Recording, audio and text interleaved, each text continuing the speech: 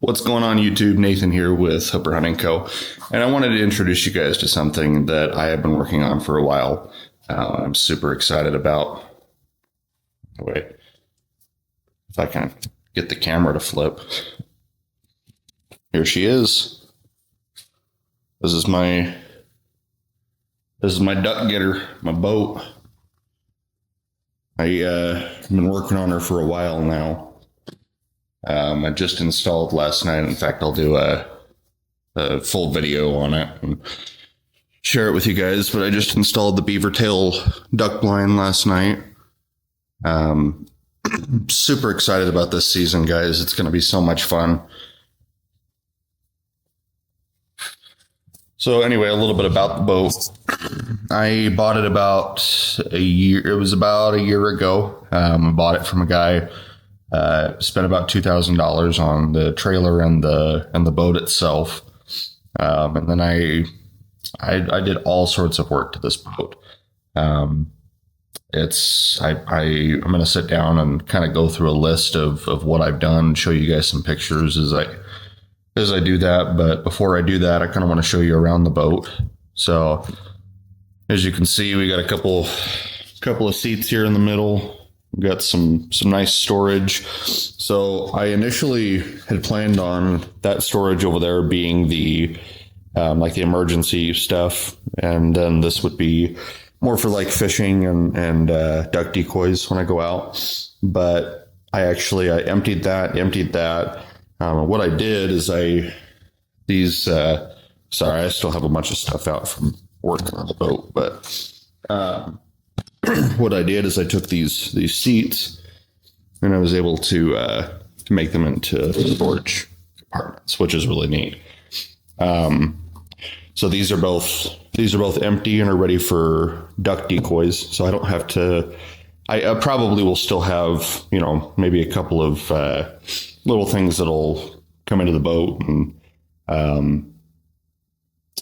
that will sit outside of this, but that's where I'm going to plan on putting most of the duck decoys during the season. So that's really neat.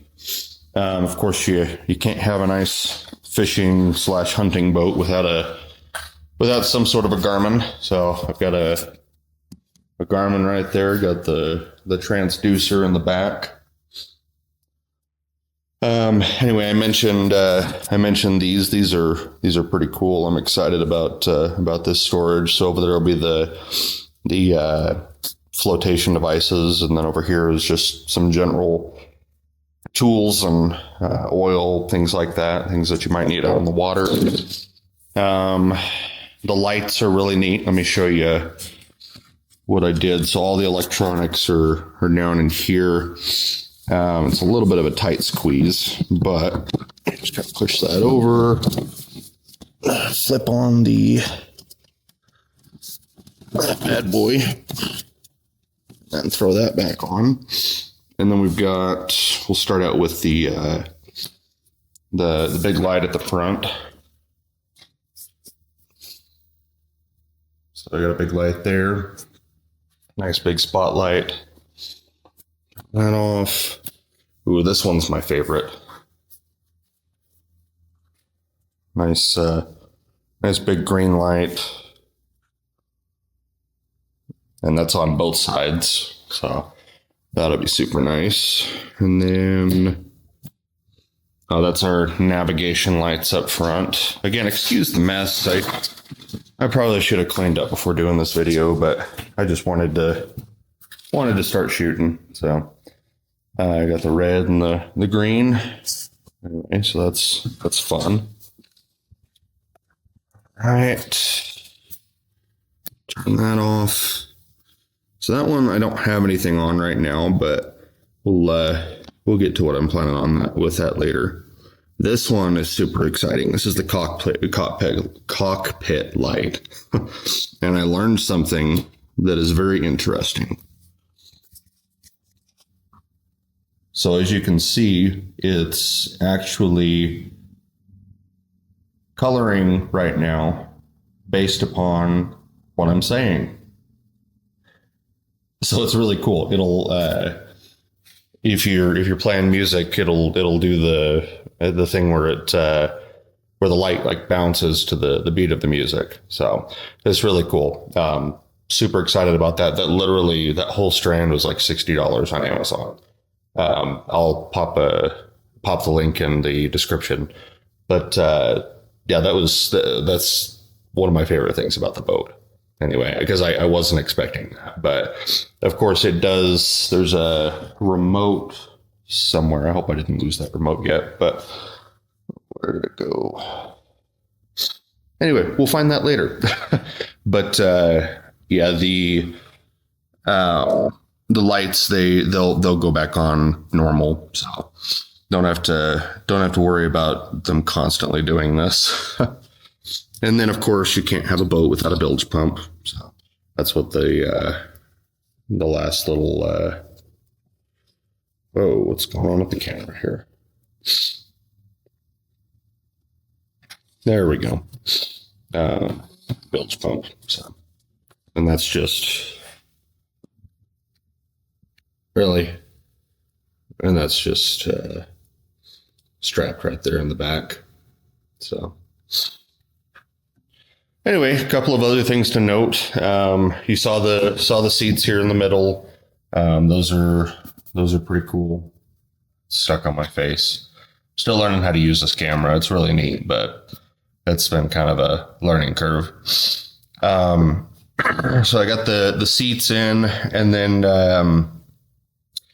one other really neat thing is that this entire boat is aluminum. I didn't use any wood or any plastic or anything like that in the build. So it's very lightweight still. I knew wood would be less expensive, but I also knew that I wouldn't be happy with it long term. So I built it all out of aluminum. And like I said, I'm going to sit down with you for a minute and kind of go through some pictures and show you what the evolution of this boat looked like. I went through a couple of different variations of what I thought I wanted it to be, and this is where we landed. So hope you guys like it. Super excited to get out there and get some ducks with you. All right, guys. I hope you really enjoyed seeing the boat. I'm super excited about it. It's something I've been working on for a long time now. I've been working on it since last summer. So it's been almost a full year build. And I'm super excited about the way that it turned out. And I'm really excited to get out there and be able to use it this season. So without further delay, let's get into the build. I'll tell you a little bit about what it took for me to get it from this to this. So this whole project started with a Facebook Marketplace find. I wasn't really looking for a perfect boat. I just wanted something with good bones that I could turn into exactly what I wanted. I brought it home, got it unloaded, and the first thing I did was roll it into the garage and tip it on its side. At that point, there was no turning back. The plan was simple: strip it down to bare bones and build it to my dream hunting and fishing boat from the ground up. Once I had the boat stripped down to the bare aluminum, I went through and sealed every seam with marine caulk and checked all the rivets to make sure nothing was leaking, just for a little extra peace of mind. I coated all the rivets with Flex Seal and put a little light coating across the bottom of the boat.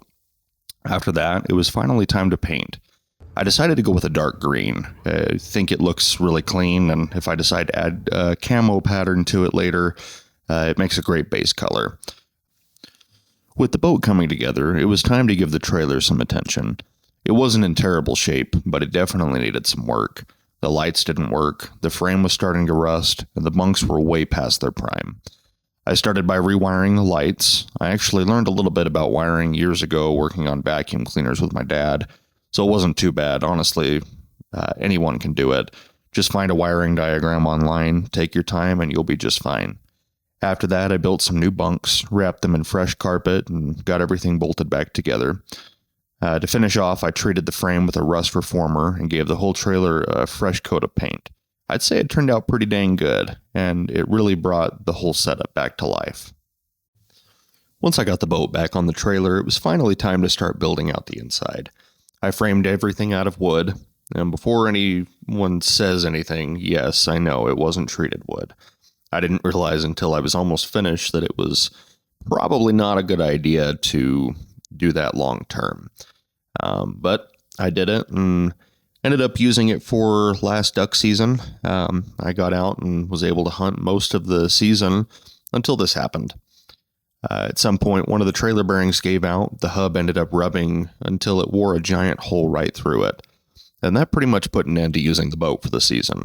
So it sat for a while until I could get everything fixed. By the time I had the trailer back together, duck season was long over, and spring had rolled around. That's when I decided to quit patching things together and build this boat the right way. This is where the real build finally begins.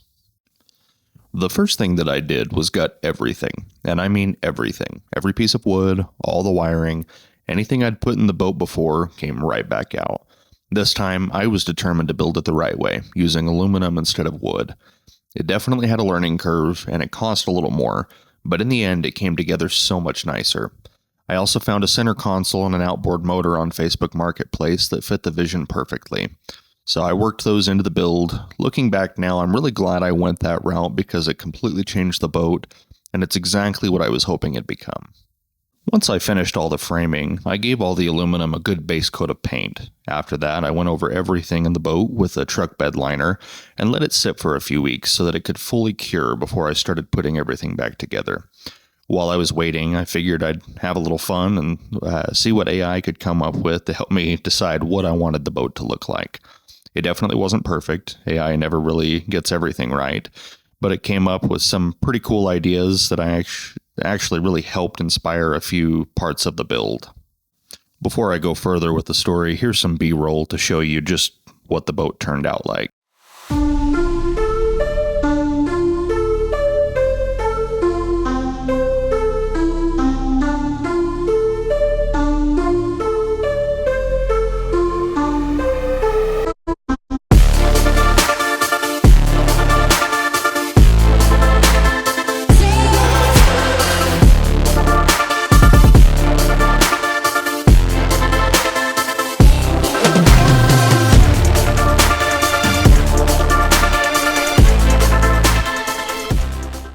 You guys, hope you're enjoying the video.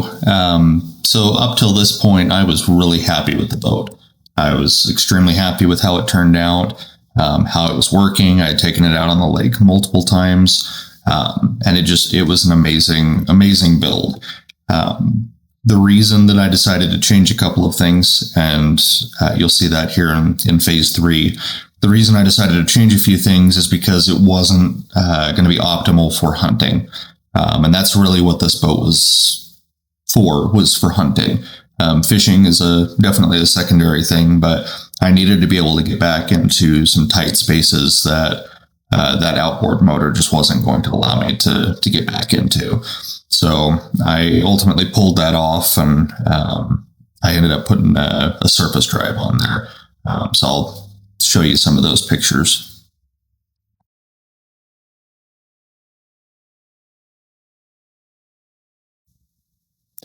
I definitely think this is going to help us in the long term with hunting. It'll help us to get back into those harder to reach places. Yeah, I'm excited about it. So the boat turned out really nice. The last thing that I did, you'll see in this picture here, is I put the boat blind on last night.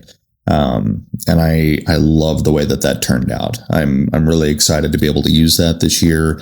I dreamed about, once I had the boat done, getting this beaver tail boat blind and setting that up.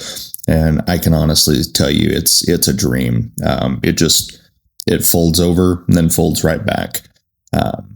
And yeah, I'm really excited. There are a few things that I'm going to do to the boat here in just a little bit.